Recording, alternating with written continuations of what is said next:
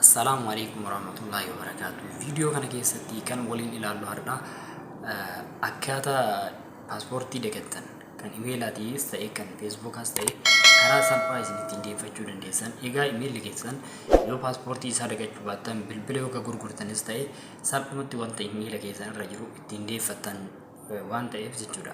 Paaspoortii isaa kana yoo dagattan ammoo wanta isin achirraa qabdanii fi wantoonni isin yeroo baay'ee itti dhamaa turtan waliin kan badu waan ta'eef hanga bilbilli keessan harka keessan jiru email keessanis ta'e facebook keessanis ta'e paaspoortii isaa kan dagattan karaa ittiin deeffachuu dandeessan isin garsiisa. Egaa viidiyoo kana ammoo akka hin daganne like gochuu hin dagatinaa. Akkasumas hiriyoota keessaniifis share godhaatanii waliin ga'a. Kanaafuu viidiyoo kana hanga xumuraatti qalbiidhaan hordofnaan waan iddoo akka irraa barattanii fi akka salphumatti email keessan paaspoortii isaa dagattan deebistan isin kan gargaaru ta'a jechuudha.